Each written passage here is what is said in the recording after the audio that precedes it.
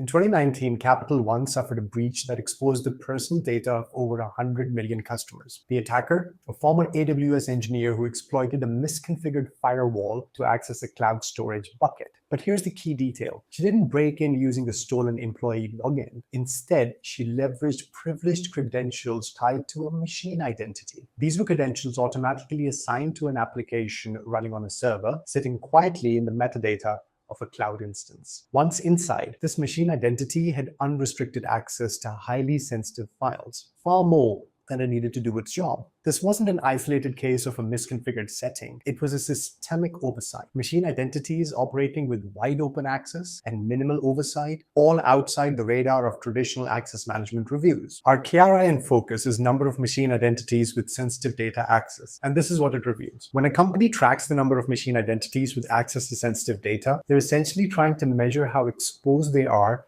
to non-human super users. A high or rising number may indicate privilege sprawl, machine accounts created for development or temporary integrations but never removed or restricted. It suggests poor identity lifecycle governance, especially in cloud-native environments where automation spins up new services constantly. It can also expose secret management failures, such as hard-coded credentials in code or unsecured environment variables. This KRI is a canary in a coal mine for cloud infrastructure risks, insider abuse, and lateral movement opportunities during cyber attacks. And because these identities don't clock in or take lunch breaks, they can be exploited 24/7 without drawing attention unless you're looking. IBM confronted this challenge head-on by establishing a dedicated machine identity governance program. Here's what that looked like in practice. IBM began with an enterprise-wide inventory of all machine identities, everything from microservers to legacy cron jobs. They classified these by sensitivity of the systems they accessed and prioritized reviews accordingly. Access boundaries based on least privileged machine accounts were reviewed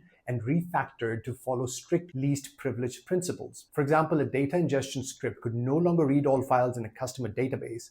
It could only access a defined table with masked records. Automated credential rotation and expiry. Instead of static credentials, IBM adopted tools like HashiCorp Vault or AWS Secrets Manager to rotate access tokens dynamically and automatically expire unused credentials. By layering behavioral analytics, IBM created alerts for abnormal machine activity. If a bot usually ran at 2 a.m. and accessed payroll data, but suddenly queried HR records during the day, it triggered investigation protocols. These controls turned a vague risk into a tightly managed process. The visibility alone gave their cybersecurity and audit teams new confidence in what had previously been a blind spot. If you're seeing an uptick in this KRI, you're probably experiencing one of two things: scaling without identity governance, where development is outpacing controls, neglect of service account reviews, especially in legacy and hybrid systems. To respond effectively, start with a full inventory and tag each machine identity with its risk level based on the sensitivity of the data it can access. Institute strict approval workflows for any new machine credentials that touch sensitive data. Don't let dev teams create permanent service accounts without review. Enforce automated credential rotation and expiry. Stale credentials are low-hanging fruit for attackers. Integrate anomaly detection, not just for users, but for services and processes too. Machine behavior can be patterned and flagged. A low number of machine identities with sensitive data access doesn't mean you're secure, but a known and controlled number does. And that's